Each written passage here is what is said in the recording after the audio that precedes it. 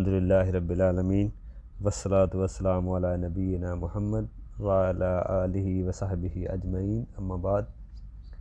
اگر کسی نے روزہ توڑ لیا تو اس کا کیا حکم ہے؟ دیکھیں، اس کی تین حالتیں ہو سکتی ہیں۔ پہلی حالت یہ ہے کہ اگر کسی نے روزہ توڑ لیا تو اس کی صرف قضا دینی ہوگی رمضان آنے سے پہلے جیسے حیض اور نفاس والی عورت ہوتی ہے تو ان کے لیے حکم یہی ہے کہ وہ قضا دیں، فدیہ نہیں۔ اگر حیض کی وجہ سے روزے چھوڑے ہوں یا نفاس کی وجہ سے تو وہ صرف قضا ہی دیں گی، فدیہ نہیں دیں گی۔ دوسری حالت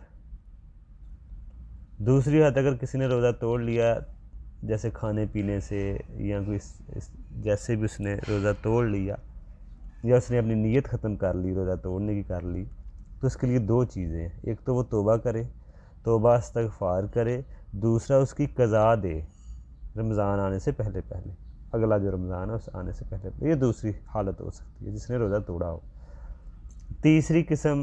تیسری آپ سمجھ لیں، تیسرا جو مسئلہ ہے وہ یہ ہے کہ اگر کسی نے اپنی بیوی سے ہم بستری کر لی تو اس کے لیے تین سزائیں ہیں۔ ایک تو وہ توبہ استغفار کرے اور دوسرا وہ کفارہ ادا کرے، ایک غلام آزاد کرے اور یہاں مسلسل 2 ماہ کے روزے رکھے، دونوں میاں بیوی دونوں۔ اگر بیوی کو مجبور کیا گیا تو پھر شوہر ہی کرے گا۔ 2 ماہ کے مسلسل روزے رکھیں گے یا 60 مسکینوں کو کھانا کھلائیں گے۔ اور تیسری سزا یہ ہے کہ اس کی قضا بھی دیں گے، قضائی بھی کریں گے۔ یہ تیسری سزا ہے۔ آگے ہم بیان کریں گے کہ وہ چیزیں جن سے روزہ نہیں ٹوٹتا اور ہم سمجھتے ہیں کہ روزہ ٹوٹ جاتا ہے، وہ چند چیزوں کے بارے ہم آگے انشاءاللہ وضاحت سے دیکھیں گے کہ وہ کون کون سی چیزیں ہیں جن سے روزہ نہیں ٹوٹتا۔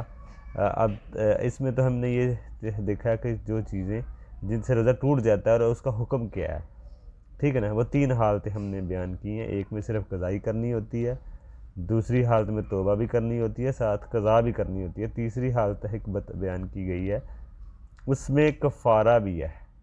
استغفار تو ہے ہی ہے، کفارہ بھی اور قضائی بھی ہے۔